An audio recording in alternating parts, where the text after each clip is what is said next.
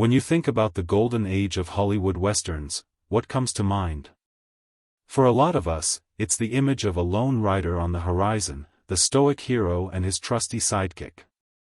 And in that world, there was no hero more resolute than Randolph Scott, and no sidekick more beloved than George Gabby Hayes. On screen, they were the perfect pair. Scott was the tall, quiet man of principle, and Hayes was the grizzled, cantankerous old-timer whose loyalty you never had to question. Together, they were cinematic shorthand for trust, friendship, and the unspoken bond between men of the trail. For audiences everywhere, their friendship felt as real as the silver screen it was projected on. For decades, what really happened after the director yelled, "Cut," was a mystery, wrapped in whispers and Hollywood rumors. While they created magic on screen, their off-screen reality was far more complex and distant. Everyone waited for Randolph Scott, the famously private star, to shed some light on their relationship, but he was a vault of secrets. The silence was finally broken, but it wasn't by the hero. In a series of candid interviews and accounts pieced together over the years, it was Gabby Hayes who gave us the truth. The sidekick finally spoke out about the leading man. And what he revealed would change how we see this legendary duo forever. So, what really happened between them? It wasn't a story of a bitter feud or some dramatic falling out. It was something far more human, a tale of professional respect, profound personal differences, and the carefully built myths of Hollywood. To really get the importance of the Scott and Hayes partnership, you have to understand the world they lived in. We're talking the 1930s and 40s, when the Western wasn't just a genre, it was the genre. It was the engine of Hollywood, churning out hundreds of films that captivated the country. And in that world, the hero was only as good as the man riding next to him. The sidekick was an essential part of the Western formula. They were more than just comic relief, though they were often hilarious. They were the audience's way into the story. While the hero was often this stoic, unknowable figure, the sidekick was grounded, relatable, and wonderfully human. He was the one grumbling about the heat, complaining about the coffee, and giving a running commentary on the hero's near-suicidal bravery. He asked the questions we were all thinking and basically gave the hero someone to talk to, making the granite-jawed star seem a little more human. In this golden age of cinematic buddies, one man was the undisputed king, George Gabby Hayes.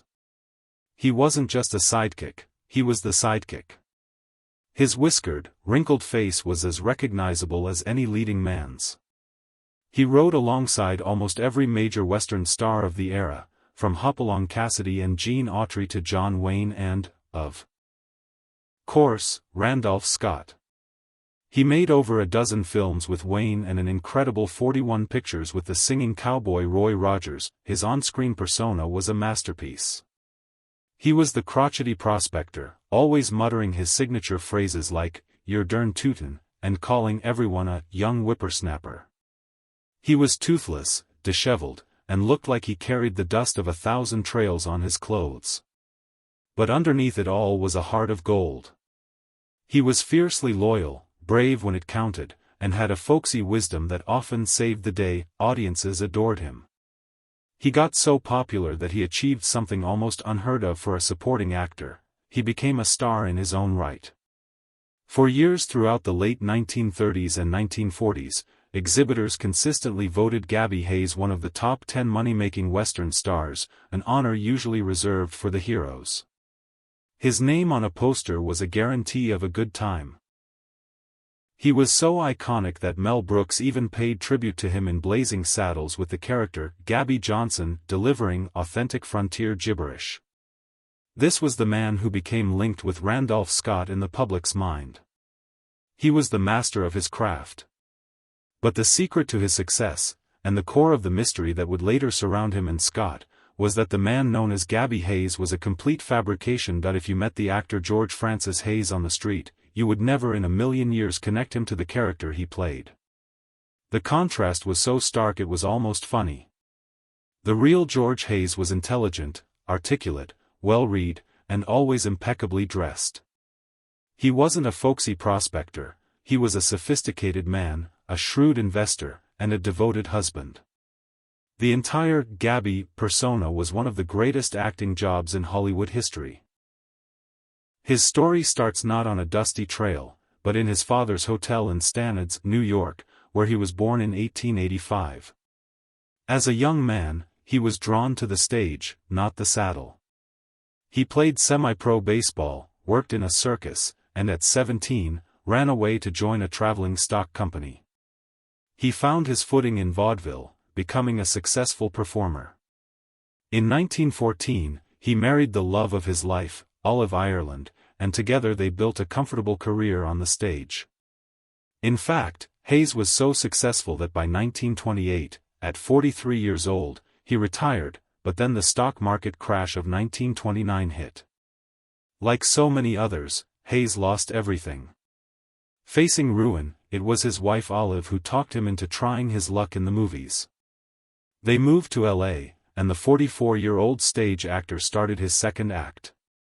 And get this, the man who would become the most famous cowboy sidekick in history didn't learn to ride a horse until he was in his 40s and reportedly wasn't even a fan of westerns. At first, he played all sorts of roles, often as a villain. But he soon found his niche as the whiskered old-timer. He first got famous as Windy Halliday, Hopalong Cassidy's sidekick. When a contract dispute made him leave that series, Paramount kept the rights to the name Windy. So, Republic Pictures just gave him a new, nearly identical character, Gabby Whitaker. The name stuck, and a legend was born. Throughout his career, Hayes always saw Gabby as just that, a character. He was a professional playing a part, and he played it brilliantly. Off-screen, his life was quiet and centered on his wife, Olive. They were married for over 40 years, until her death in 1957, which left him devastated. They had no children, and she had been his anchor.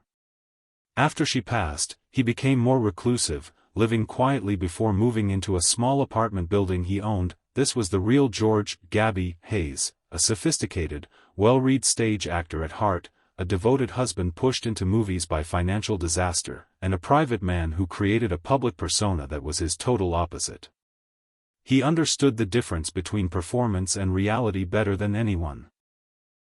And that understanding would be key to his relationship with his most famous co-star, a man who was just as much of an enigma. On the other side of this partnership was a man who seemed carved from mountain granite, Randolph Scott. Tall, handsome, with a gentle southern drawl, he was the classic Western hero. His on-screen persona was one of quiet strength, integrity, and moral certainty. He was a man of few words, but when he spoke, you listened.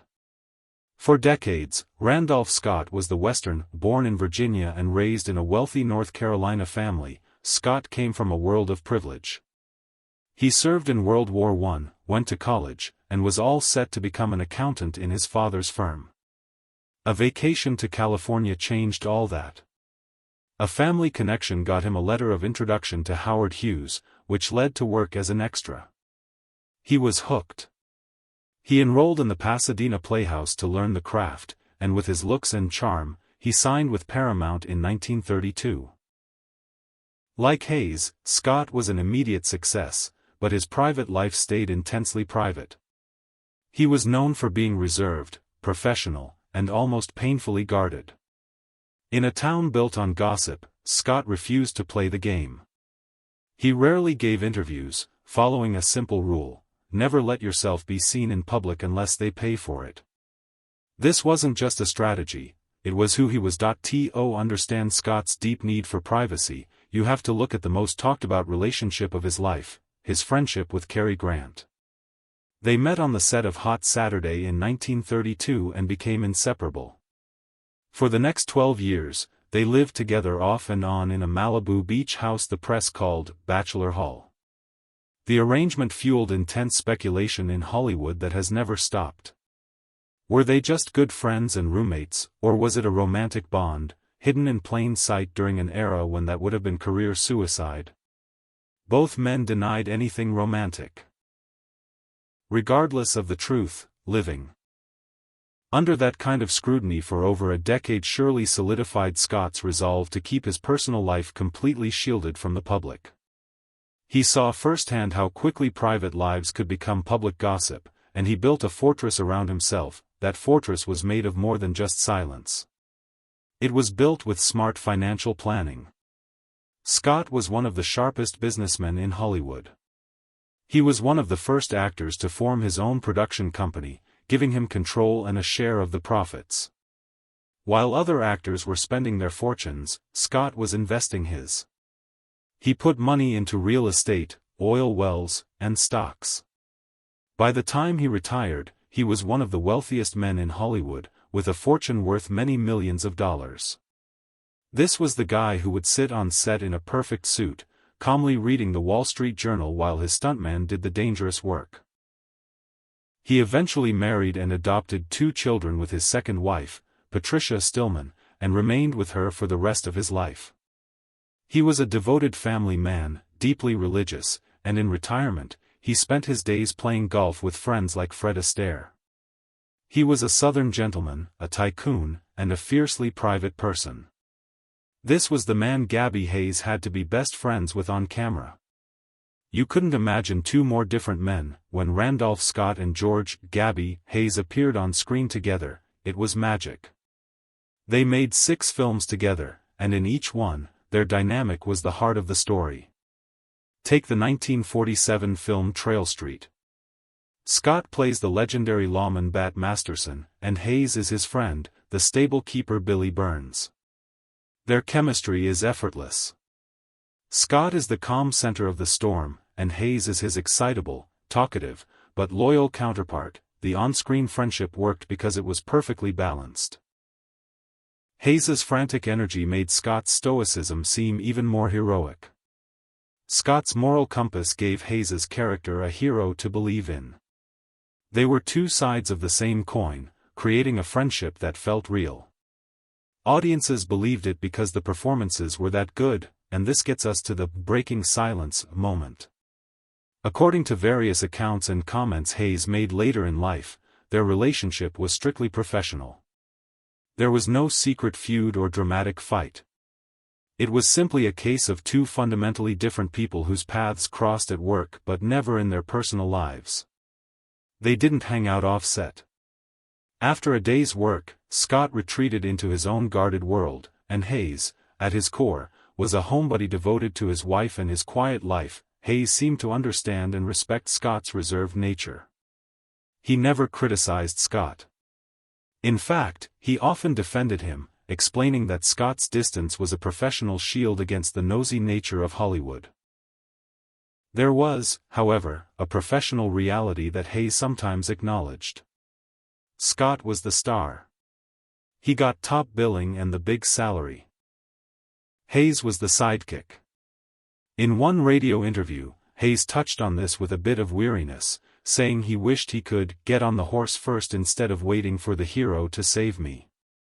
This wasn't jealousy of Scott personally, but a nod to the rigid hierarchy of the studio system. Ultimately, their on-screen partnership ended for business reasons.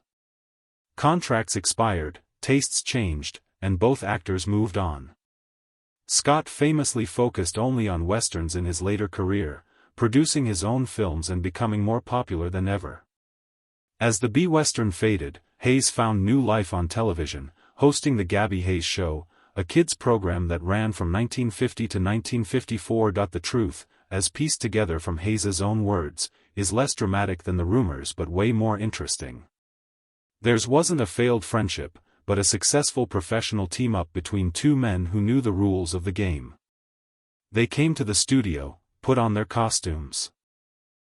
Scott his hero's mantle, Hayes his grizzled beard, created an illusion of lifelong friendship, and then went home to their separate, private lives. It's a fascinating look at how Hollywood creates myths, both on and off the screen.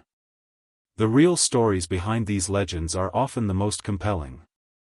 If you love stories that pull back the curtain on classic Hollywood, you're in the right place. Make sure you subscribe and hit that notification bell, because we have a lot more secrets to uncover. So, what is the legacy of Randolph Scott and Gabby Hayes? The image of their on-screen friendship is burned into the history of the Western, a powerful symbol of loyalty that defined a genre. That chemistry is undeniable and will live on as long as people watch these classic films. The off-screen reality, though, tells a different but equally powerful story. It's a story of two ultimate professionals. George "Gabby" Hayes, the sophisticated stage actor who created an iconic character and lived a quiet life. And Randolph Scott, the private, wealthy gentleman who built a wall around his personal life while projecting an image of pure heroism. There was no deep friendship, but there was a foundation of mutual professional respect. Hayes understood Scott's need for privacy, and Scott valued the talent and audience appeal Hayes brought to their films. There was no big secret, no hidden fight. Just two very different men doing their job, and doing it brilliantly. In a way, the truth doesn't diminish their legacy, it makes it even more impressive. They were such skilled actors they could convince millions that a working relationship was a deep, abiding friendship. That illusion is a testament to their incredible talent. The bond on the dusty trails of their movies may not have extended to the studio backlit, but the magic they created together is absolutely real. And that's why we're still talking about the hero and his legendary sidekick.